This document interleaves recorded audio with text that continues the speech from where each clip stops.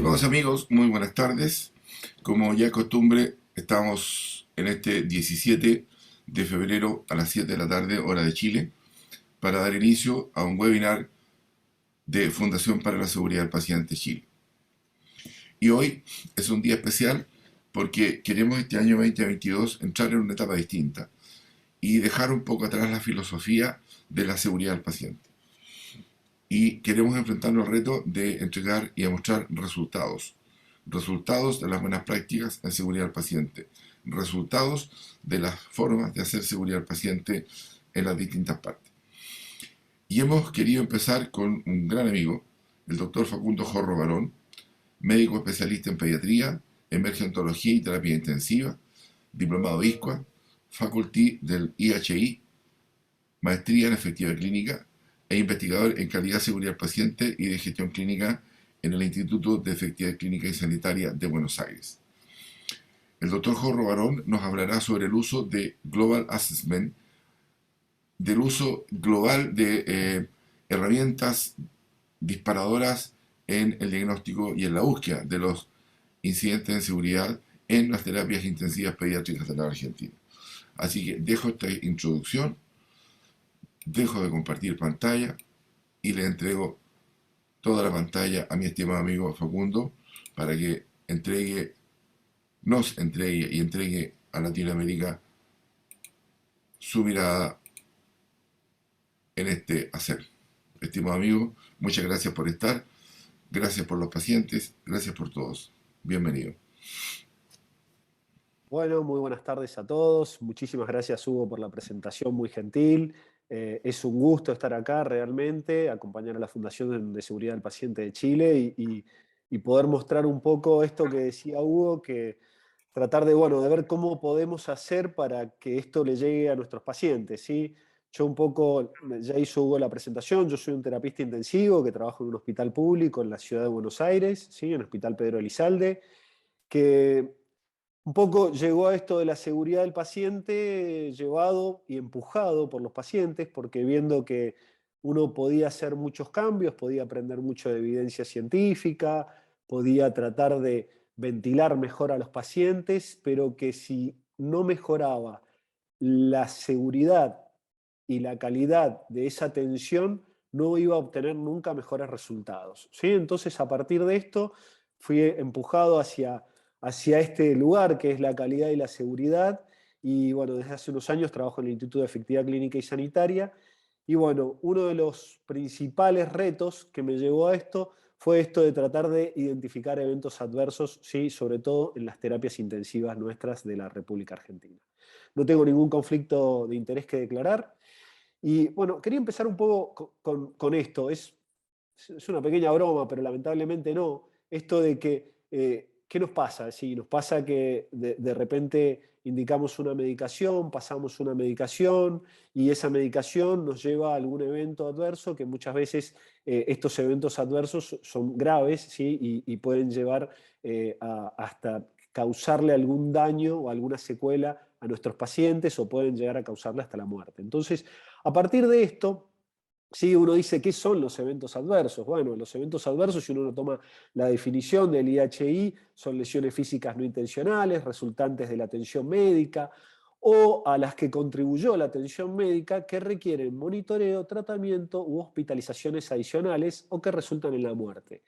Pero cuando nosotros vamos a ver, bueno, nadie se levanta diciendo yo quiero dañar a un paciente o yo quiero hacerle un daño a alguien. Entonces uno se ubica en esto que son los errores médicos, ¿sí? Dentro de los errores médicos vamos a tener que, hay muchos de ellos, ¿sí? Que se cruzan con los eventos adversos y ahí estos eventos adversos que se cruzan con los errores médicos están en esta porción que nosotros podemos evitar.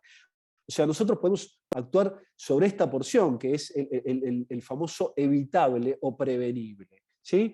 Hay muchos casi eventos y estos evitables y prevenibles que resultan ser parte de los errores médicos graves. Entonces, cuando uno quiere identificar estos eventos adversos, cuando quiere decir, bueno, a ver, ¿qué pasa? ¿Qué pasa en nuestra región? ¿Qué pasa en Latinoamérica? Y bueno, hubo un estudio muy interesante, el estudio IBEAS, que se hizo en 5 países de Latinoamérica, donde vieron que dentro de las hospitalizaciones, ¿sí? había una prevalencia global de pacientes con algún evento adverso un 12,1%. Cuando yo miré este número dije, bueno, no sé si se parece tanto.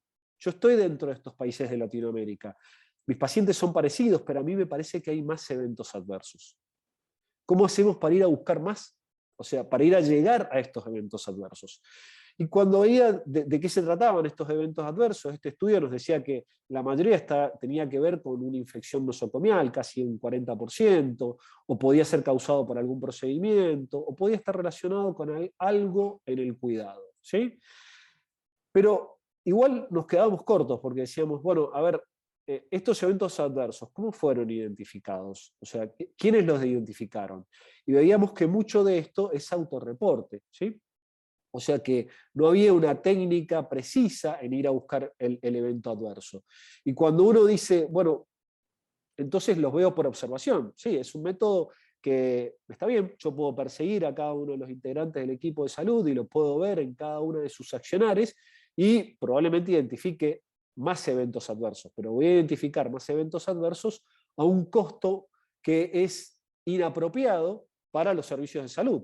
¿Sí? O sea, nunca podríamos llegar a perseguir a cada uno de los integrantes como para darnos cuenta en qué momento ocurre el evento o qué falla en el sistema hace que ocurra el evento. Entonces, se empezaron a identificar, bueno, vamos a buscarlo de otra forma. Y en esto de buscarlo de otra forma, ¿sí? Stowell y colaboradores un poco hicieron un estudio retrospectivo, ¿sí? En hospitales de Estados Unidos. Estos hospitales, en pacientes pediátricos, a través de sistema de búsqueda de errores, identificaron que los pacientes hospitalizados estaban muy susceptibles a esta clase de eventos adversos, ¿sí? Bueno, y veían que casi el 11% de todas las hospitalizaciones tenían algún evento adverso. Y que cuando iban a mirar adentro de las terapias intensivas, ¿sí? Ocurrían más de 200 eventos cada 100 pacientes. O sea que a cada paciente uno le podía atribuir más de un evento adverso. O sea que si uno podía mirarlo así en líneas generales, sabemos que la estadística nunca es precisa porque no identifica a cada uno de los pacientes, pero si uno pudiera decir, bueno, todos los pacientes sufrieron por lo menos un evento adverso y la mayoría sufrió casi 2 eventos adversos.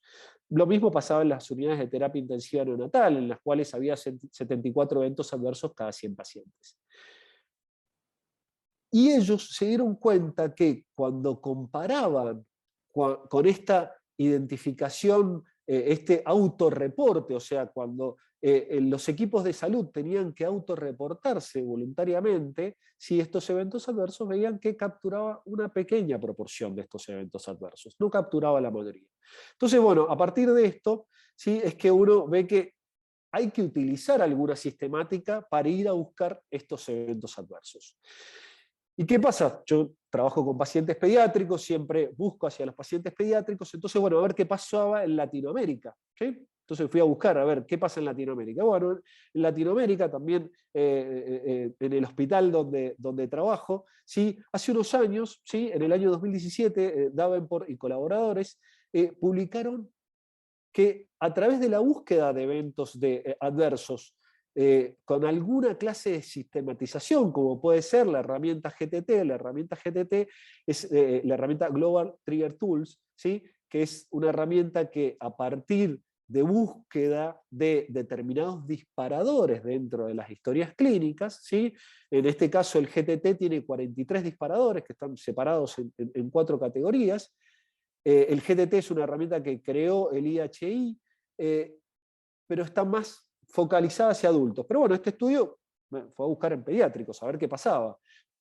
Y ellos vieron que en 200 historias clínicas había 26 eventos adversos cada 100 pacientes, ¿sí? Esto es en un hospital pediátrico, ¿sí? En salas de internación general, en salas de internación de cuidados críticos, como puede ser la neonatología y las terapias intensivas, ¿sí? Es un hospital que tiene más o menos 250 camas, que tiene unidades cerradas o de cuidados críticos que alcanzan casi las 50 camas. O sea, un hospital de mediano o alto volumen, como podría ser de los categorizados dentro de Latinoamérica.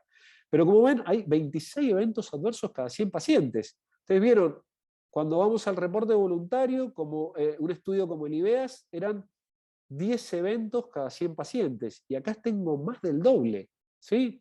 2.6 veces más que lo identificado por IBEAS.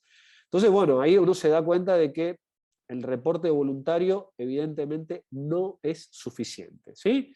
Y sobre todo cuando uno piensa que estos eventos adversos no son gratuitos, ¿sí? Están relacionados con que aumentan los días de internación, ¿sí? El famoso loss, length of stay, que van a terminar produciendo posibles secuelas en los pacientes y que sobre todo se producen más en unidades cerradas, ¿sí? Entonces, a partir de esto, nosotros tuvimos la posibilidad de tener algunos intercambios con el Hospital de Niños de Boston y a partir de ahí empezamos a identificar algunas de estas herramientas y bueno, y una de estas herramientas es el GAPS, el famoso Global Assessment of Pediatric Patient Safety. Es una herramienta muy parecida al GTT, pero que es exclusiva para medir eventos adversos en pediatría. El desarrollo de esta herramienta lo lideró Chris Landrigan, que es actualmente el jefe de pediatría del Children de Boston. ¿Y qué hace GAPS, básicamente? GAPS, si uno tiene que ver qué es lo que hace, es identifica de manera confiable eventos adversos, ¿sí?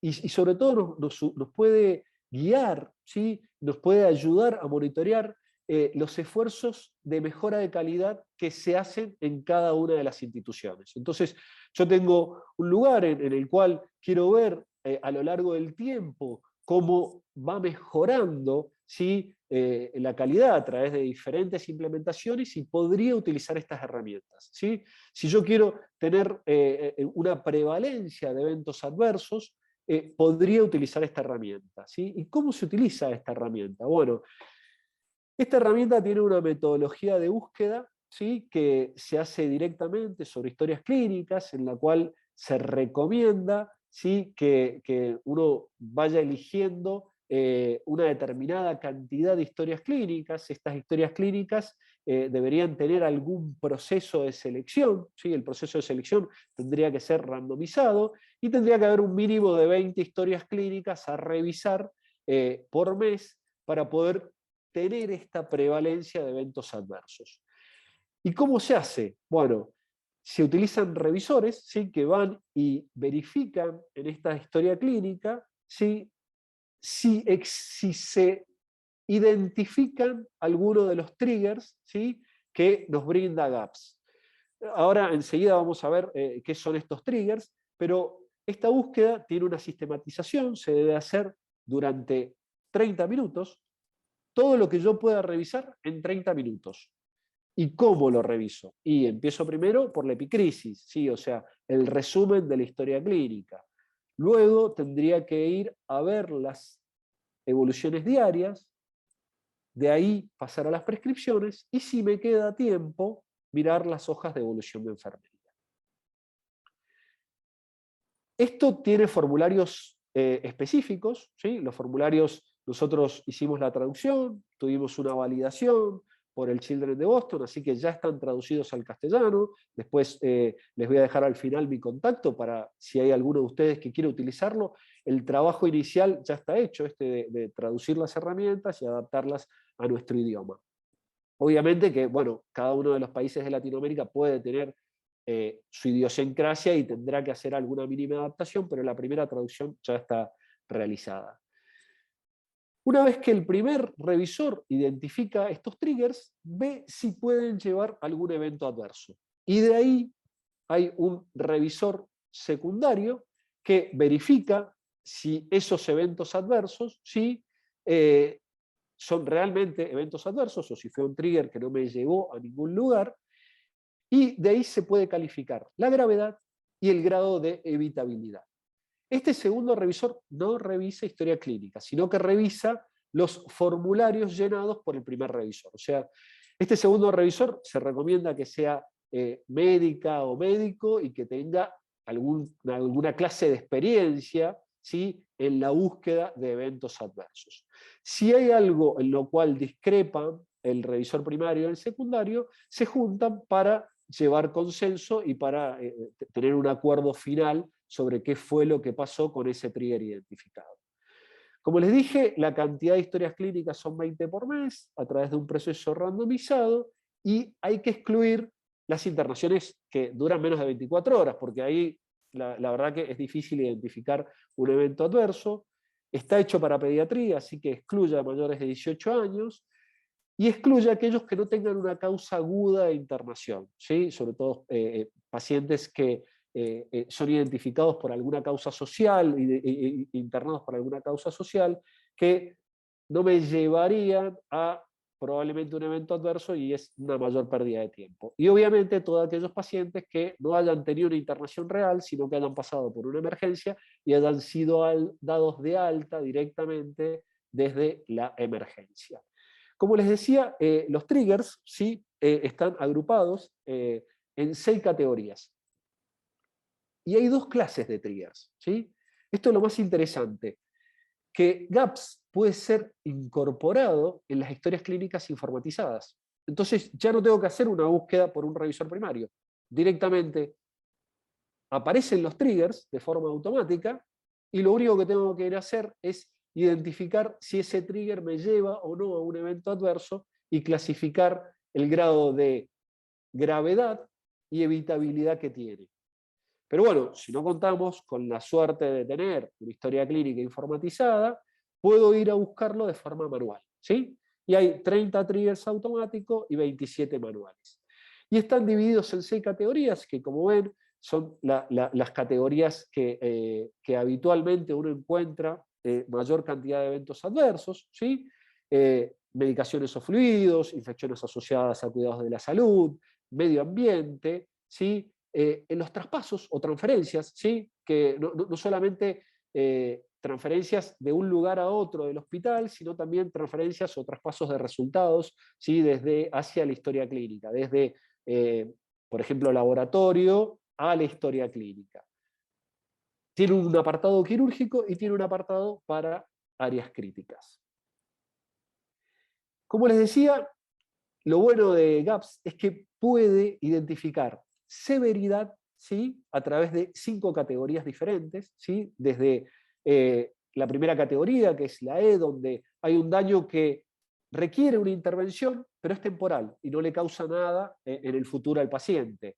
Ya la categoría F prolonga, ¿sí? la hospitalización, ¿sí? Entonces genera obviamente algo en el paciente. La categoría G ya le produce algún tipo de secuela. Y es muy interesante esta categoría H, porque nos identifica todos aquellos eventos adversos que requirieron una respuesta inmediata. Y si no ocurrió esta respuesta inmediata, probablemente pudo comprometerse la vida del paciente. Por ejemplo, en un evento en el cual produjo una depresión respiratoria del paciente y lo tuvo que intubar. Ese requirió una maniobra, la intubación endotraqueal, ¿sí? Para mantener la vida. Y la última categoría, que es la I, que son los eventos de mayor severidad que pudieron causar la muerte del paciente.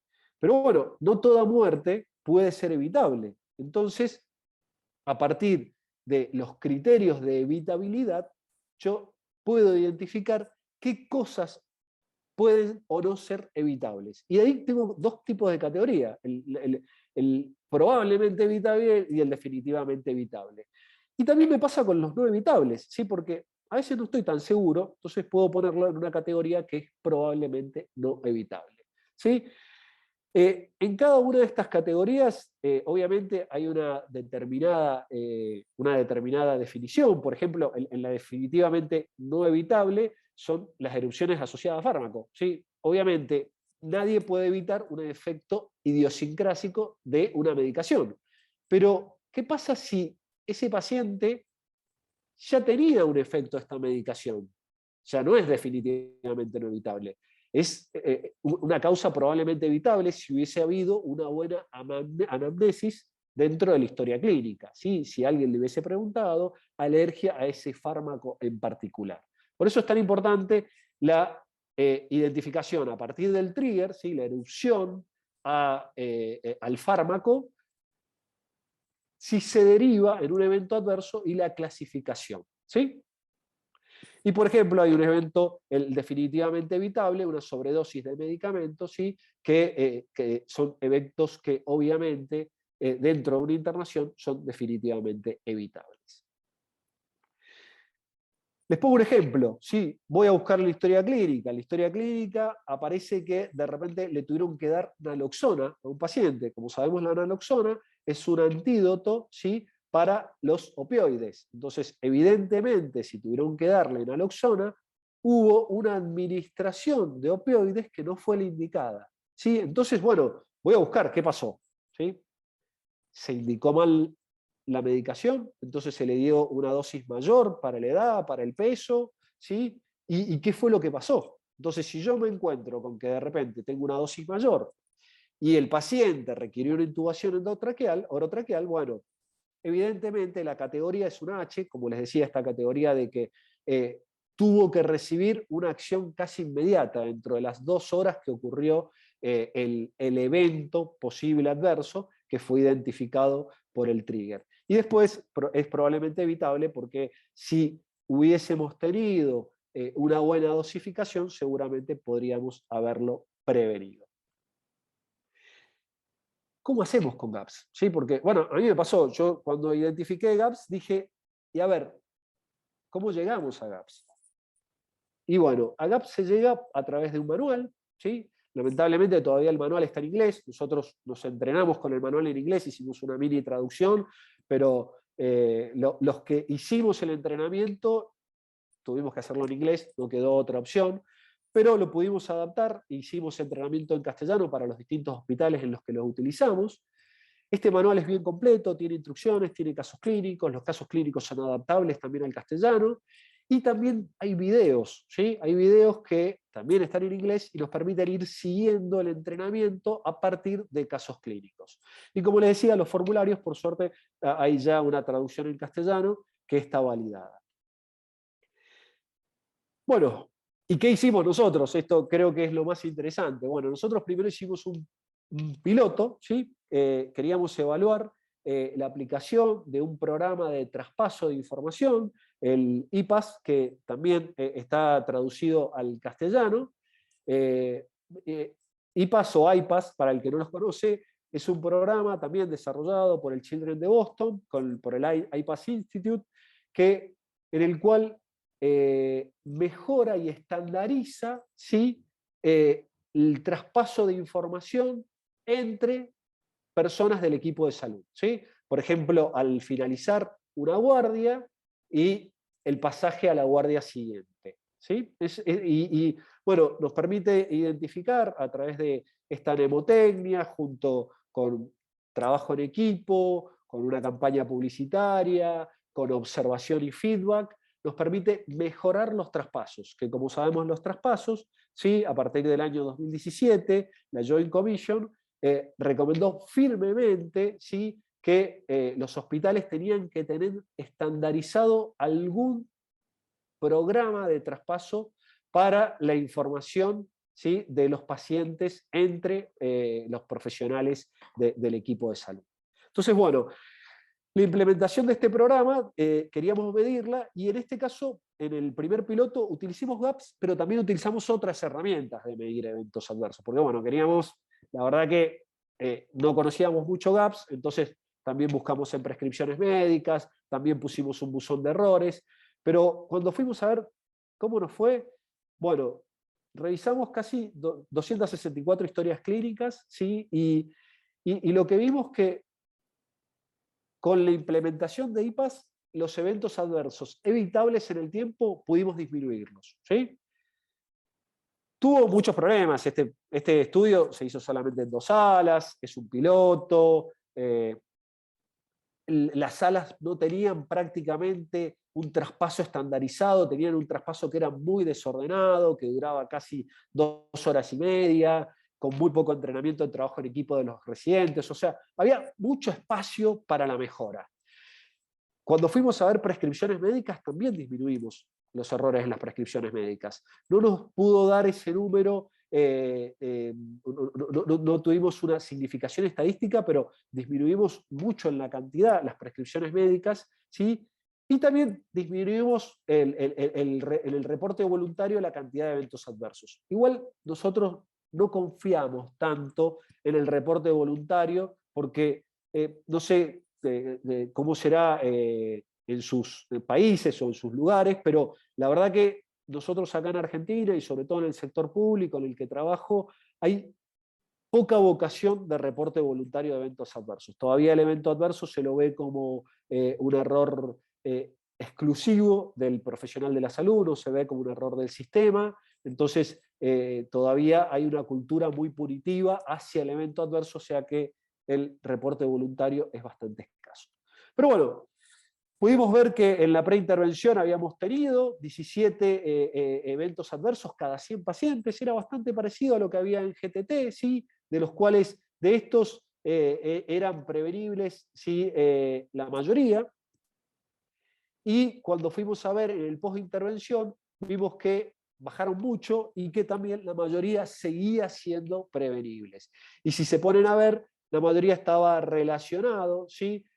Con caídas. ¿Sí? Con caídas. Tenemos bastantes problemas con nuestras barandas, sobre todo en las internaciones y, bueno, pacientes pediátricos, así que muchos relacionados con caídas y con errores relacionados al diagnóstico.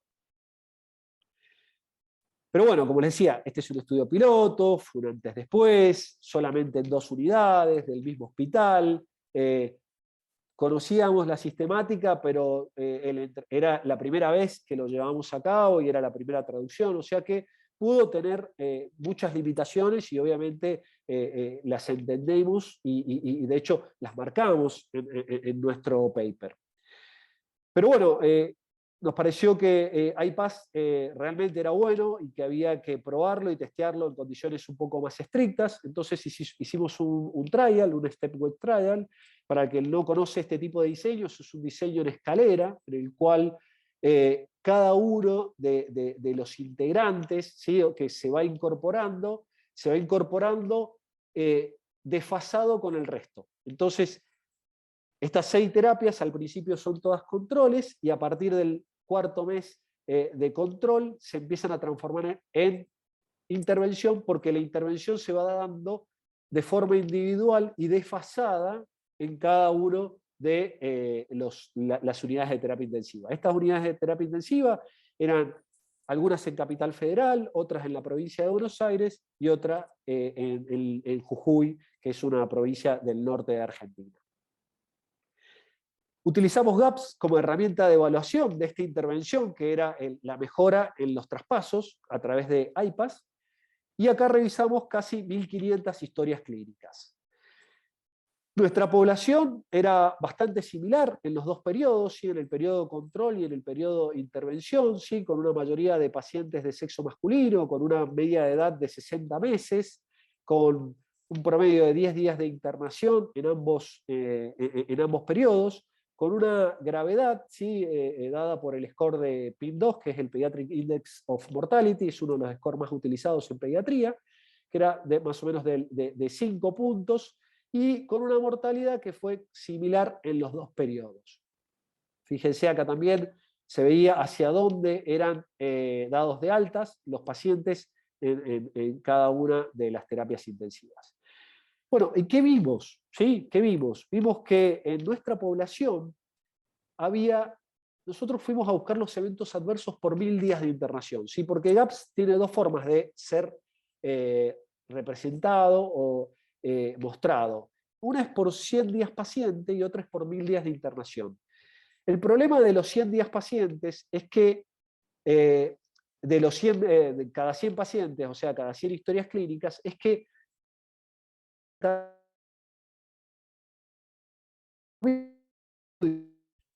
cómo pasaban internados los pacientes, tenían más posibilidades de sufrir eventos adversos. Entonces, fuimos a buscar cada 1.000 días de internación. ¿Sí?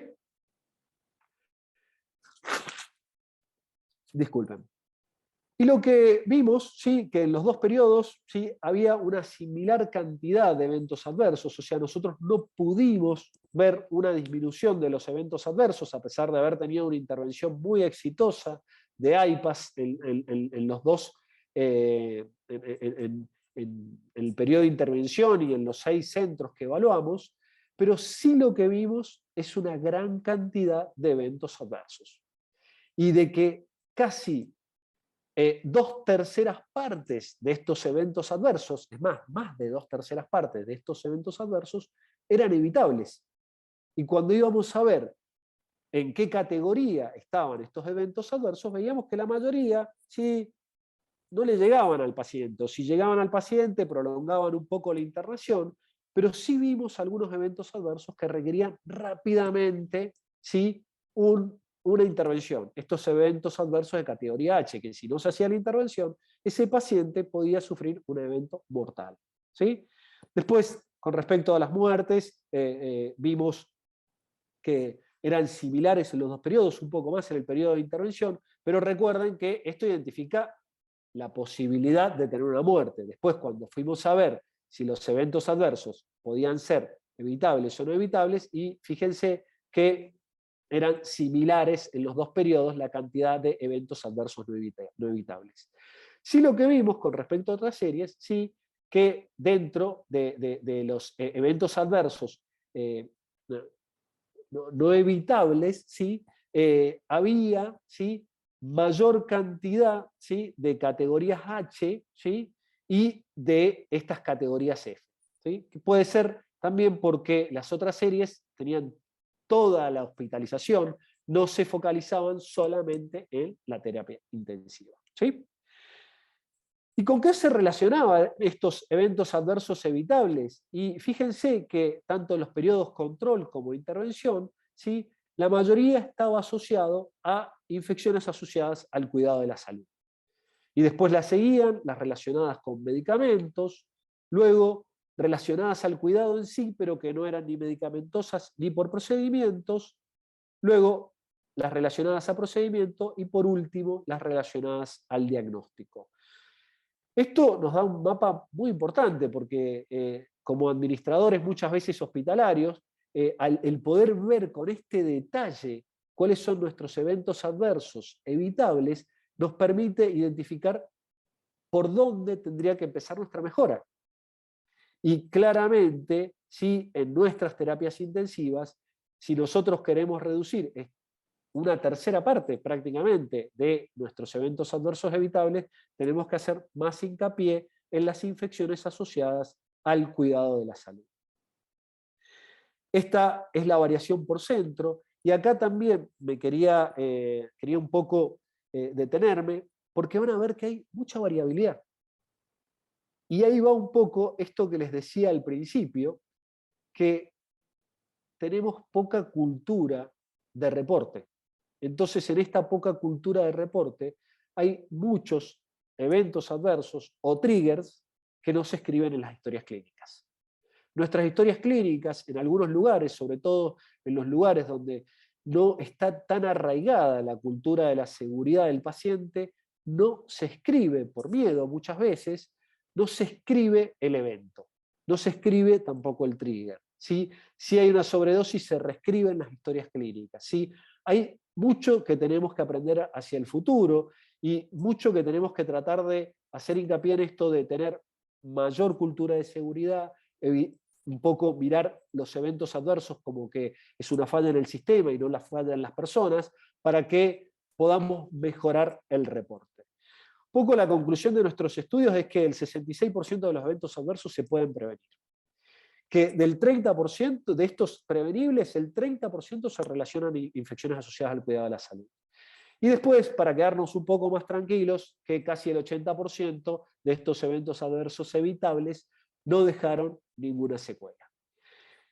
Un poco para hacer el paralelismo, ¿sí? Hay un estudio muy interesante, que es este que les planteaba al principio, el de 16 hospitales pediátricos de Estados Unidos, en el cual revisan casi 4.000 historias clínicas, y ellos ven, bueno, a ver qué pasó en el tiempo. Sabemos que este estudio se hizo en el año entre el 2007 y el 2012. Entre el 2007 y el 2012 ya había una evidencia clara y ya había un gran movimiento hacia la seguridad del paciente, sobre todo en Estados Unidos, en nuestra región.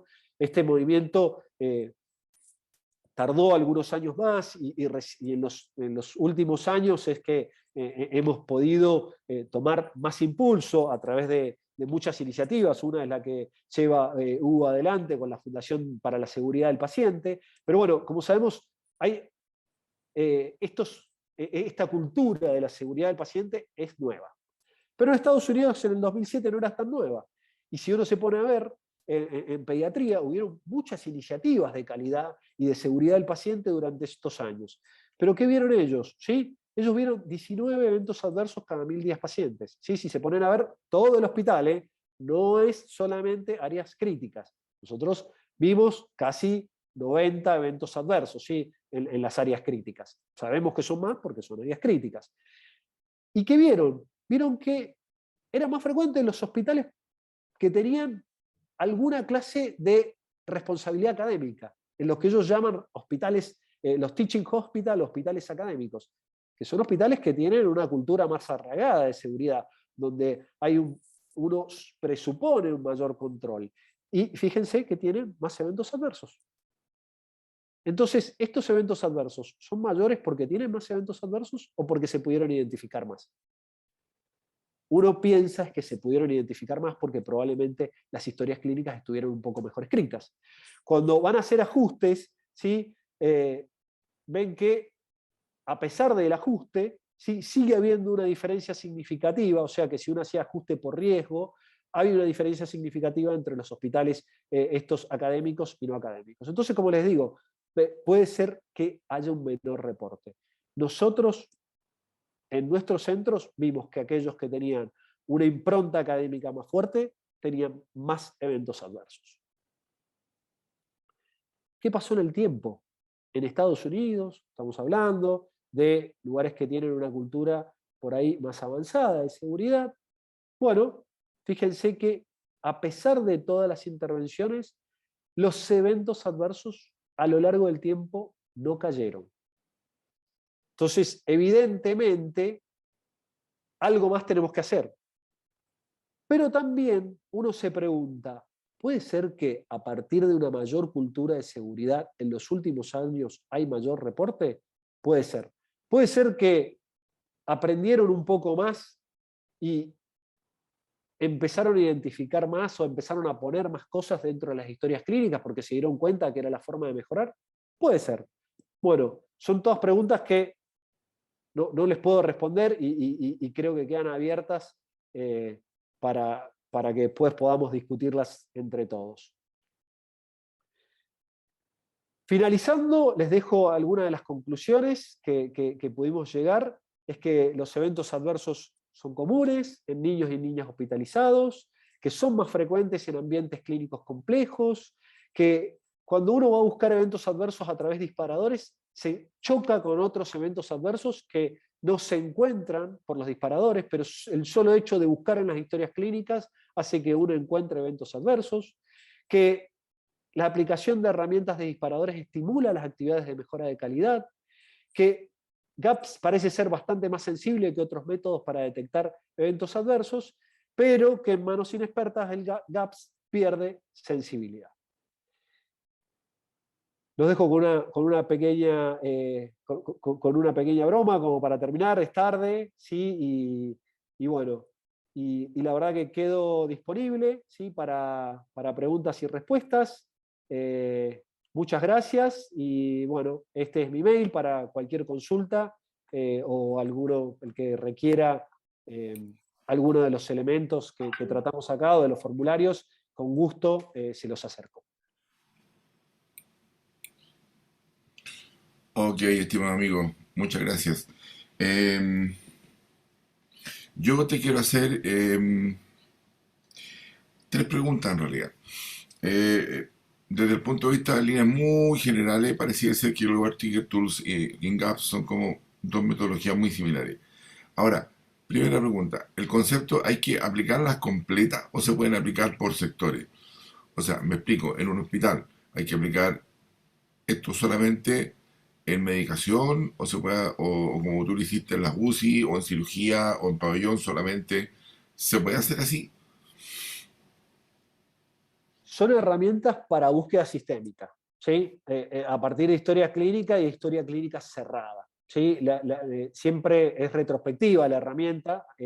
Lo buena que tiene la herramienta automática, que uno la puede programar para que salte inmediatamente el trigger. Entonces, si uno tiene historia clínica informatizada, salta directamente. ¿Se pueden aplicar por sectores? Sí, se puede aplicar por sectores. No hace falta aplicarla en todo el hospital. De hecho, nosotros la aplicamos en el primer estudio solo en la sala en la sala de internación pediátrica y en el segundo lo aplicamos en 5 hospitales en 6 terapias intensivas. ¿Sí? Solamente en terapia intensiva. Claramente, una de las cosas, siempre el factor económico está sobre la mesa. Entonces, el tema de preparar gente, dedicar gente a esto, porque aparentemente, obviamente, los revisores han de ser profesionales, enfermeras, químicos farmacéuticos, médicos, lo mismo que los segundos revisores, en realidad. Ahora, su implementación y mantención en el tiempo es económicamente muy compleja. No, no tendría que ser muy compleja. ¿Sí? Yo no tengo idea del costo de la herramienta automática porque ninguno de nuestros hospitales en ese momento tenía historia clínica informatizada. Entonces, no pudimos hacer uso de la herramienta automática. Eh, Sé que hay un software que obviamente tiene un costo, que se introduce dentro de la historia clínica. Eh, la parte manual requiere solamente, si uno se pone a ver horas específicas, ¿sí? Requiere 10 horas mensuales. Y un entrenamiento que puede ser hecho en aproximadamente 3 horas. O sea que si uno tiene que ver el costo, son 10 horas mensuales. Ok. Otra pregunta. Claramente, cuando uno identifica más incidentes en seguridad, cuando uno va y le dice a los doctores, oiga, ustedes se están equivocando en 3 de cada 10 pacientes, un 30% de los pacientes están cometiendo algún error. Claramente aparece la resistencia médica, como tanto. Esa resistencia médica, o cuál es la reacción médica cuando tú les dices, oye, ustedes están con, porque aquí oye, ustedes se están equivocando más de la cuenta. Y lo segundo que tú les dices, puedes incluso decir, hey, el doctor Hugo Gajardo, el que está equivocándose más que todos. O sea, ¿cuál es la reacción médica en esos casos?